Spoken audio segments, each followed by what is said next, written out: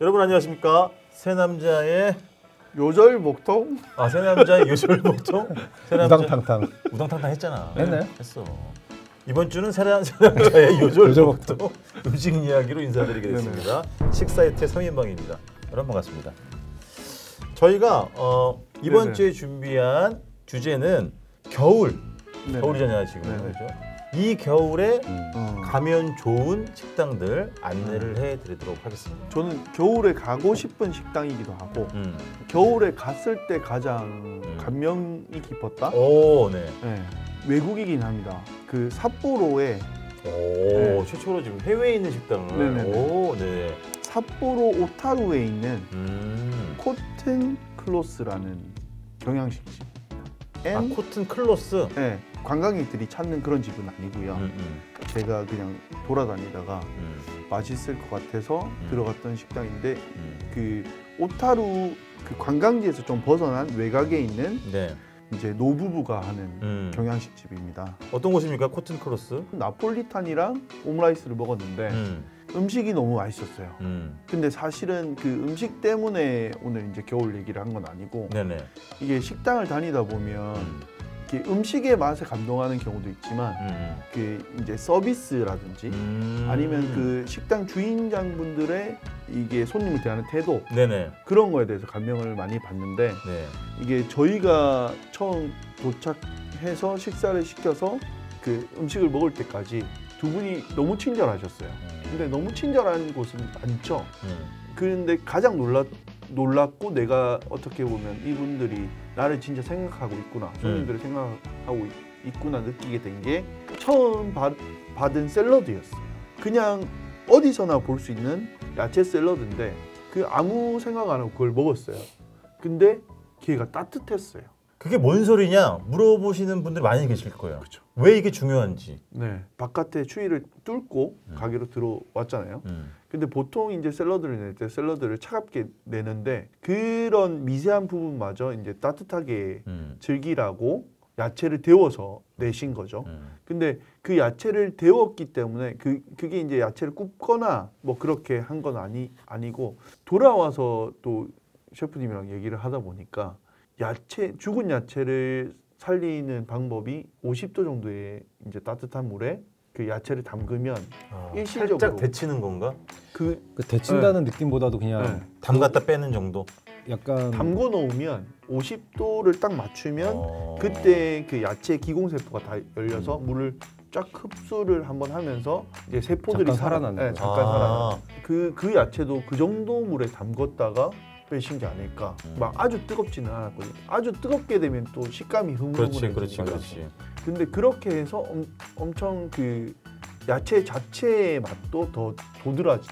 그러니까 온기가 있고 네. 씹는 맛도 굉장히 훌륭하고 또 야채 단맛이랑 자체 잘 맛이 올라와 있고 오히려 더 잘 올라와 있고. 제가 울컥했거든요.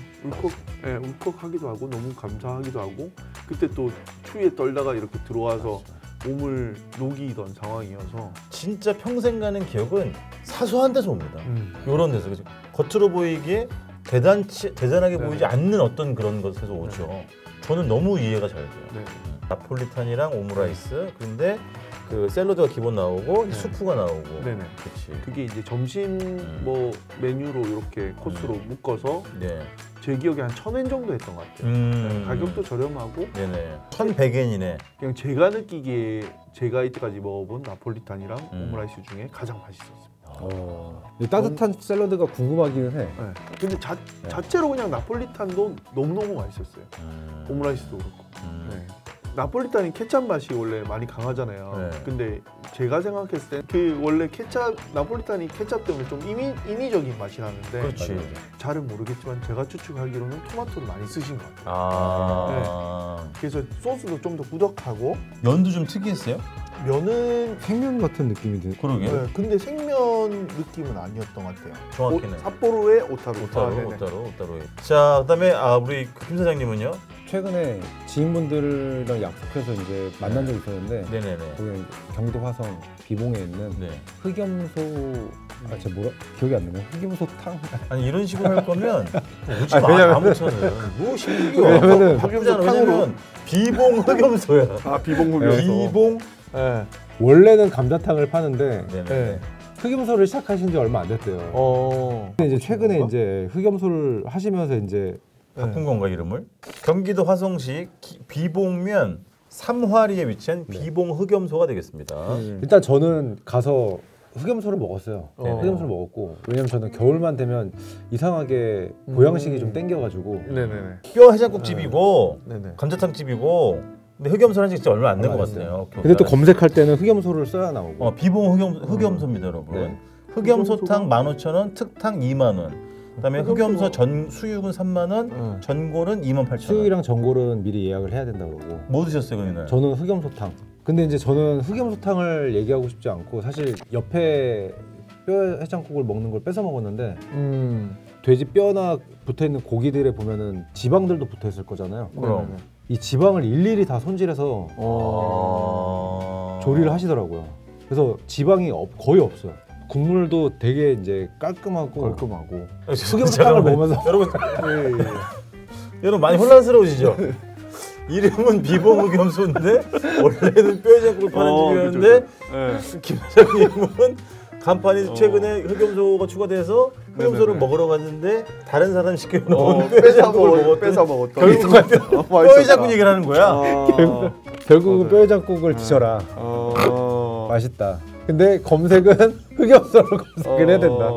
근데 이제 반찬 중에 김치가 2가지가 나와요. 그러네요. 근데 이 하나의 김치가 맛이 되게 오묘했어요. 그러니까 지금 보기에는 빨간데 약간 고소한 맛이 좀 있거든요.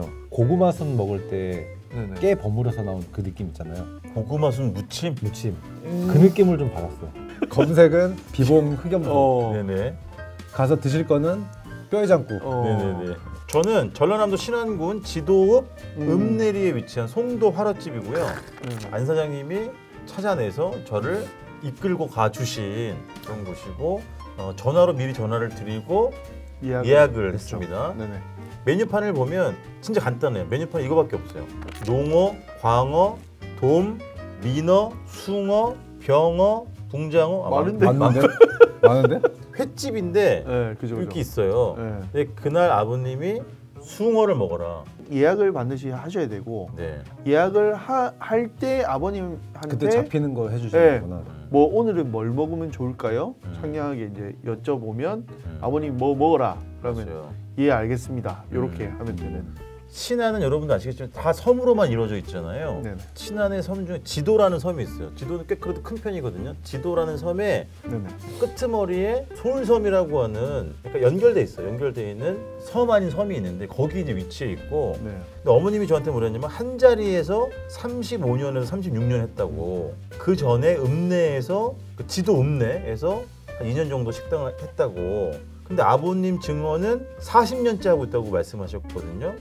그러니까 지금 식당 위치 주변에 아무것도 없었을 때 최초로 들어선 식당이고 너무 뭐가 없으니까 관공서에서 이 어머니 아버지한테 여기 손님들 오시면 대접할 곳이 없다. 식당을 좀 해보시면 여기다 차리면 어떻겠냐 해가지고 생겼다고 하시고 그때 어머님이 놀라셨어요. 저희한테.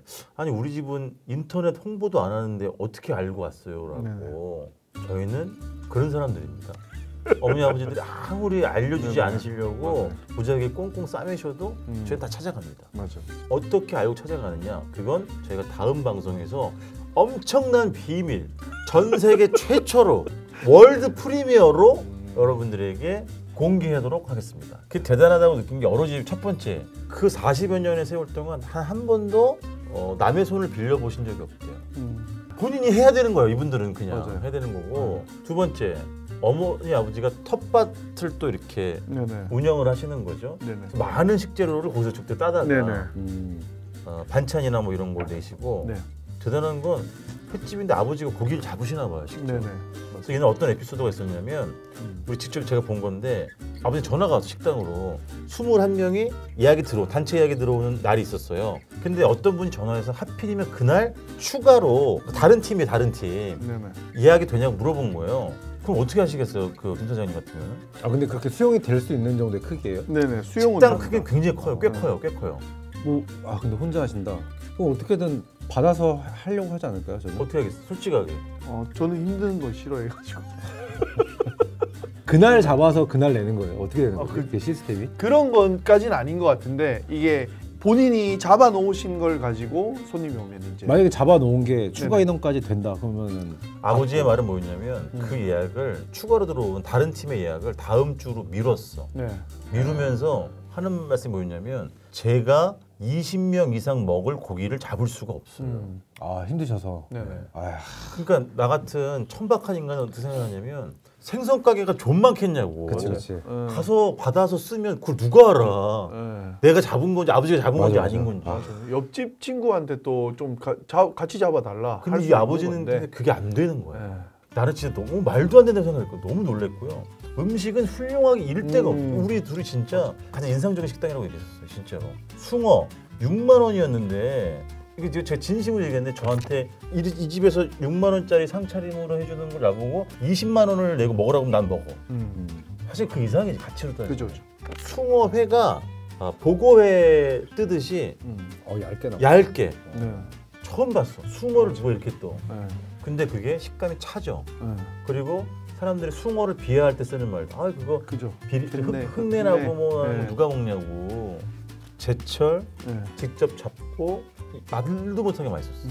또 이렇게 한 점을 들면 이게 비쳐요. 보고 폿던 것 회처럼. 근데 그렇게 뜨는 게 사실은 누구한테 배운 게 아니라 아버지가. 본인이 40년간 떠오시다가 본인이 생각하는 맛있게 뜨는 방법을 그다음 예쁘게 뜨는 방법을 직접 어떻게 보면 만드신 거죠. 그래서 여러분 시간이 오래 걸려요. 그래서 맞아요. 예약을 하셔야 네. 되고 그 가로회 뜨는 방식의 시초는 아버지가 초등학교 때, 국민학교 때 일찍 가셨네. 집안에 계신 할아버지가 붕어를 잡수고 싶다 그러셔가지고 저수지 가서 붕어를 잡아다가 그 아이가 회를 뜰 줄 모르니까 삐뚤빼뚤 이렇게 했을 거 아니에요. 그게 시초라고 아버지가 이런 동화 같은 이야기를 들려주신 거예요. 난 울었어요 진짜. 울었어요 안 울었어요? 우럭은 안 팔겠대요. 상차림을 간단하게만 설명해 드릴게요. 상차림. 네. 마늘을 넣어서 만든 고추장에 막걸리를 첨가한 초장. 초장이 너무 맛있어서 처음으로 제가 횟집 가서 간장을 한 번도 안 찍었어요. 진짜로. 된장도 네. 직접 담그신 거. 직접 네네. 담근 된장에 이제 참기름, 그러니까 발효된 콩 맛이 너무 진하게 느껴지는. 초장과 된장이 너무 맛있어가지고 계속 말씀드립니다. 간장은 맞아요. 아예 쳐다도 안 먹고. 그다음에 텃밭에서 직접 기른 쌈 맞아. 채소들을 이제 올려주셨고, 그다음에 완두콩, 그다음에 아사기 고추, 생마늘, 또 편고추 썰어놓은 거, 그다음에 숭어회를 2접시를 줘, 2접시. 네. 그러니까 아무것도 깔린 게 없이 회로만 딱 네네. 덮여 있는. 양이 엄청 많은 거야. 네네.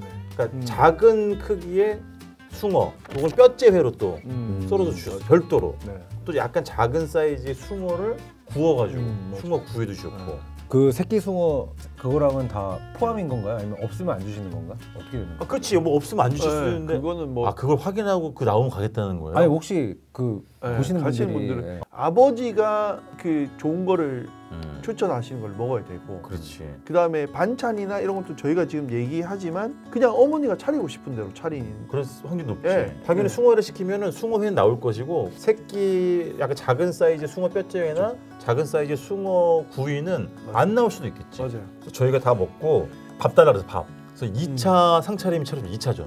2차전 차려졌어요. 그 뼈째회를 또 주셨어. 한 접시를. 그다음에 봄에 직접 어머니 아버지가 뜯은 쑥으로 만든 쑥개떡을 주셨어요. 쑥개떡. 와, 쑥향이 너무 진해. 진짜 맛있었어. 네. 그리고 얇은 고구마 튀김을 또 배가 엄청 부르셨겠는데. 그리고 지난 겨울에 담근 김장김치. 그리고 너무 또 잘 익은 무김치. 조직감이 살아있는. 그리고 이제 저한테 하이라이트.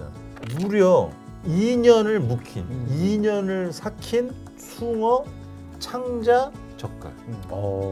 어머니 말씀이 숭어는 기름이 많아서 1년으로도 안 된다. 어떠셨습니까? 그 발효가 많이 된 음식을 먹으면 목구멍 뒤쪽이 약간 건조해지는 느낌이 들어요. 건조해진다고? 네. 오. 그게 뭐 예를 들어서 발효가 많이 된 음식인 경우에 그런 개인적인 이제 신체적인 증상이 일어나는데 그 밥 위에 올려서 한 점을 이렇게 딱 넣는 순간 바로 건조해지는. 그 정도로 강렬했던 거죠. 네. 그다음에 또 뭔가 오묘하고 다양한 향과 맛이. 맞아요. 네.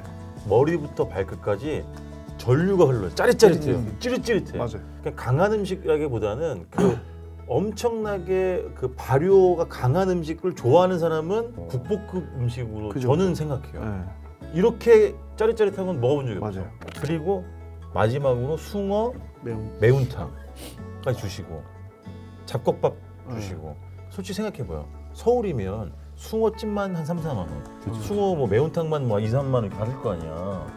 근데 숭어회 2접시, 뼈째회 2접시, 숭어 구이, 숭어찜, 숭어 매운탕, 쑥개떡, 고구마 튀김, 온갖 김치, 나물, 창자 젓갈 6만 원. 1인당 6만 원이 아니라 둘이. 오 진짜? 네. 둘이 한 상이 그냥 6만 원인 거야. 맞아요. 그리고 마지막으로 너무 인상적이었던 거는 그게 뭐 좋다 나쁘다가 아니고 한 번도 반말을 안 하시더라. 맞아요. 너무 정중하게 말씀을 하시는 거예요. 그러니까 이게 이분들의 그냥 삶이고 결이고 그런 것 같아요. 저한테는 개인적으로 참 기념비적인 그런 식당이었습니다. 사실 뭐 언제 가도 좋을 식당들이긴 한데 특히 이제 겨울 되면 많이 생각이 날 것 같은 식당 네네. 세 곳 안내를 해드렸습니다. 자, 세 남자의 생각 안 하고 있었는데. 세 남자의 아무 생각 없는 음식 이야기 식사이트 이번 주 이야기는 여기서 마무리하겠습니다. 여러분 다음에 다시 찾아뵙겠습니다. 대단히 고맙습니다.